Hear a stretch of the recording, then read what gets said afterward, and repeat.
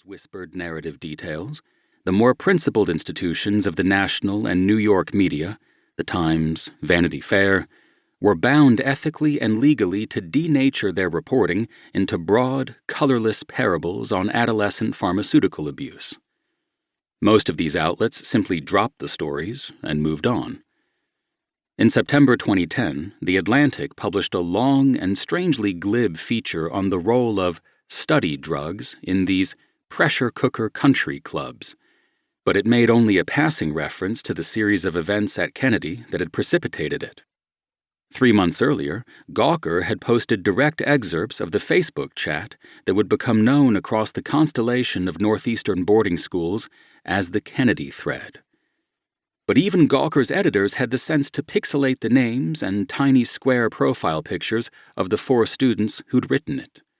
Those 4, at that point, as their parents' lawyers made abundantly clear, still enjoyed the legal protection afforded to minors on matters of privacy.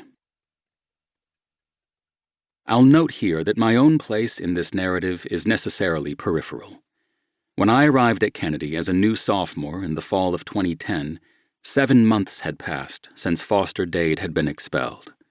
The last of the more resolute reporters still sometimes appeared on the porch of Brennan House, where I lived, as if by standing there long enough they might absorb by osmosis the ambient unknowns.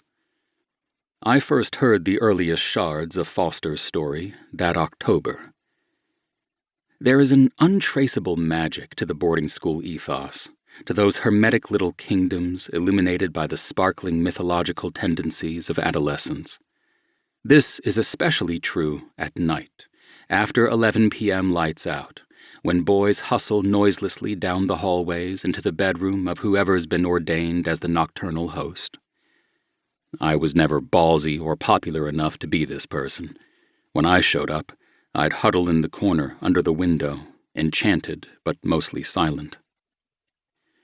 We were still proximate enough to the events surrounding Foster Dade's expulsion for the truth to be more or less intact, albeit the flexible truth of second-hand accounts. We were second years, in Canadian parlance. My hallmates had been first years during the events in question, cushioned from direct access to upperclassmen politics. The boys a year ahead of us in Brennan tended to regard us with bored disinterest, but every so often a few would join us late at night, and when the conversation turned to the previous spring, they seemed to revel in their relative authority. Yet their contributions only seemed to give new dimensional edges to the vastness of the vacancies around it, illuminating the widening chasm between us and this story's recession into the past. I would spend my 3 years at Kennedy in the half-paralysis of my own vague sense of unbelonging, lacking that innate interior alchemy that would allow me to push myself from the ranks of the supporting cast. This was fine, I told myself at the time. I wrote a couple of news stories for the Canadian and managed to avoid any controversy.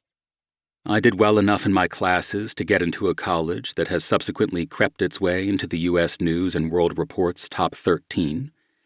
I did go to my 5-year reunion this past May, however anxiously, and my classmates told me that I was doing interesting things, albeit with the loosely patronizing surprise reserved for those formerly deemed uninteresting. I am still bitter sometimes, but mostly I covet a wistfulness that was foreclosed to me. And so I listened that first autumn in silence as mythology found shape in the chasms between and beyond its originating facts, and I began to privately curate what truths I could. The characters in question were at that point just 2 years above us, but I was wide-eyed enough to see them as somehow older and more transcendent than 17. Their sex more profound, their travails cast in a certain unintelligible luster of romance.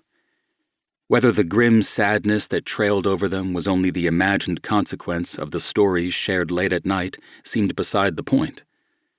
I would watch that winter as Annabeth Whittaker and Porter Roth and Sophie Cohen wordlessly made their way into Vito's, the pizza parlor across the village main street beyond the campus gates, stepping into the yellow light from the cold Wednesday night. I looked for secrets in their faces, chapped and pink from the